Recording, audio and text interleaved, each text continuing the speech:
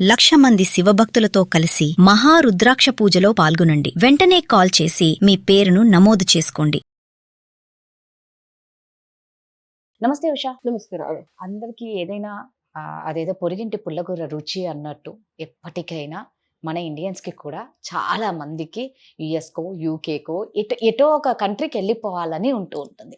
అయితే దీనికోసం అక్కడికి వెళ్ళనీకి ఈ వీసాల కోసం ఎన్ని లక్షలు వాళ్ళు అప్పులు చేసే వాళ్ళు ఉన్నారు, ఉన్న ఆస్తులు అమ్ముకునే వాళ్ళు ఉన్నారు.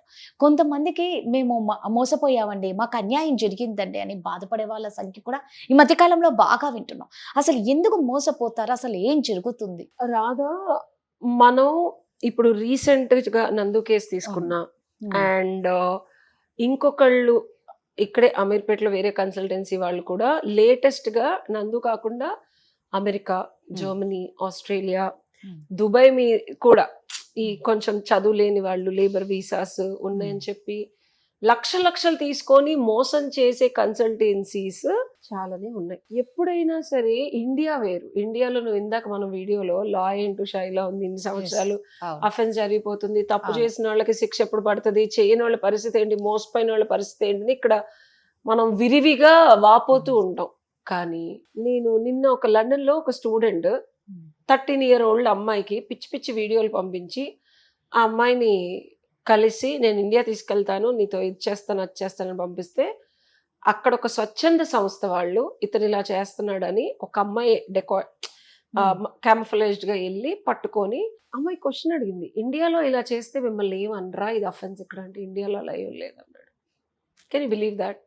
సో మన ఇండియన్స్ ఇక్కడ నేను చెప్పేది ఏంటంటే ఈ కన్సల్టెన్సీస్ మోసం చేసే వాళ్ళు ఏమని వీళ్ళ మీద వాగ్వివాదాలకి దిగినప్పుడు, అంటే మమ్మల్ని మోసం చేశారని వీళ్ళు అన్నప్పుడు మాకేం సంబంధం లేదని కన్సల్టెన్సీ అన్నప్పుడు కన్సల్టెన్సీ వాళ్ళు చెప్పే వర్షన్ ఏంటంటే వీళ్ళు క్రిమినల్ అఫెన్సెస్లో ఇరుక్కొని డ్రంక్ అండ్ డ్రైవ్ చేసి తప్పుడు విధానాల్లో డబ్బులు సంపాదించి అమ్మాయిలతో లేనిపోని అసభ్యకరంగా బిహేవ్ చేసి వాళ్ళని ప్రెగ్నెంట్ చేసి వీళ్ళ మీద కేసులు అవడం వల్లే వీసాలు క్యాన్సిల్ అవుతున్నాయి అని కన్సల్టెన్సీస్ వ్యక్తపరచడానికి చాలా గట్టిగా ట్రై చేస్తున్నాయి. ఇట్ డజంట్ మీన్ వాళ్ళు మోసం చేయలేదని కాదు.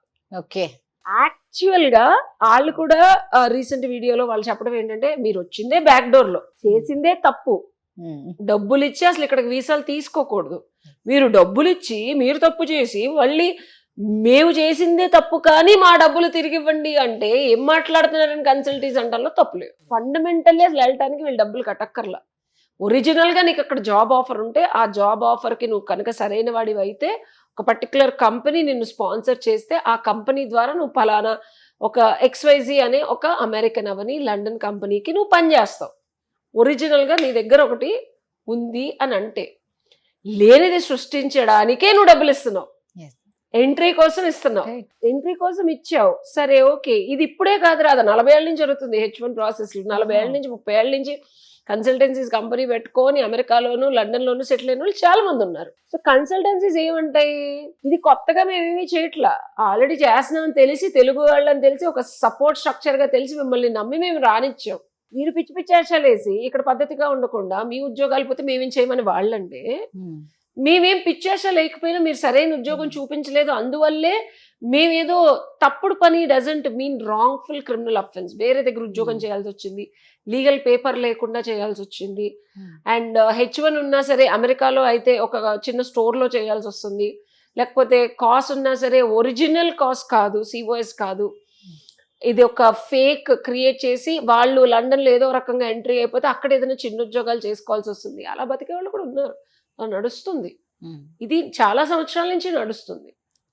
ఇప్పుడు ఎందుకు వెలుగులోకి వచ్చింది అంటే మోసం అనే తీవ్రత పెరిగింది గట్టిగా. అలాగా కన్సిస్టెంట్ గా క్రైమ్ ని జాగ్రత్తగా పద్ధతిగా ఒక జాబ్ లాగా తీసుకొని జాగ్రత్తగా అందరినీ బాగా మోసం చేసి కోట్లు గణించినప్పుడు మరి పాపం పండుద్ది కదా.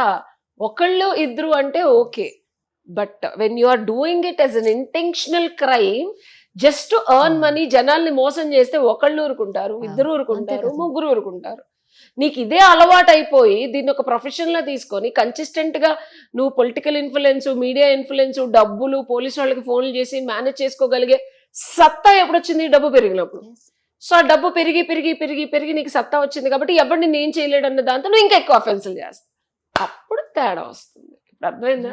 రైట్ నిజమే. So దర్స్ nothing wrong of paying money to a consultancy which is happening since 20-30 years. And చాలా కన్సల్టెన్సీస్ అలాగే మీరు చేయలేని పని వాళ్ళు చేస్తున్నందుకు సర్వీస్ ఛార్జ్ తీసుకుంటారు వాళ్ళు.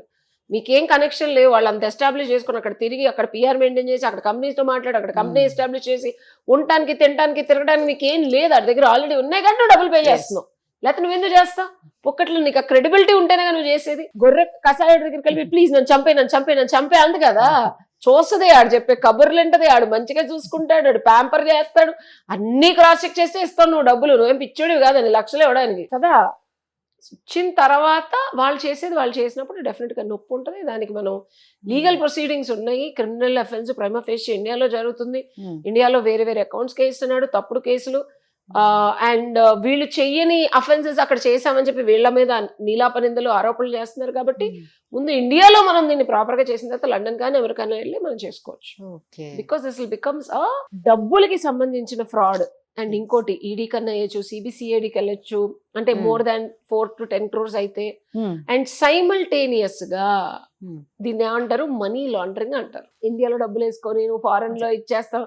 సో మనకి పెద్ద పెద్ద మినిస్టర్స్, సీఎంస్ కూడా ఈ మనీ లాండరింగ్ కేసుల్లో ఇరుక్కొని శాస్త్రోక్తంగా జైలుకి వెళ్ళొచ్చారు.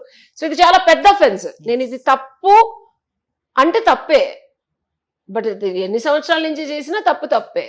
దాంట్లో ఫ్యాక్ట్స్ ఉండి బాధితుల దగ్గర నిజంగా ఎఫిషియెంట్ గా ప్రూఫ్స్ ఉంటే కనుక మనం డెఫినెట్ గా కేసెస్ ఫైల్ చేసి వినవచ్చు. సో మీకు కూడా అండి లీగల్ పరంగా ఏమన్నా ఎటువంటి ప్రాబ్లమ్స్ ఉన్నా కూడా కింద స్క్రోల్ అవుతున్న నెంబర్కి ఉషని కాంటాక్ట్ అవ్వండి. తన కౌన్సిలింగ్ ఇచ్చి తర్వాత ఏం చేయాలో చెప్తుంది. Thank you Usha. Thank you.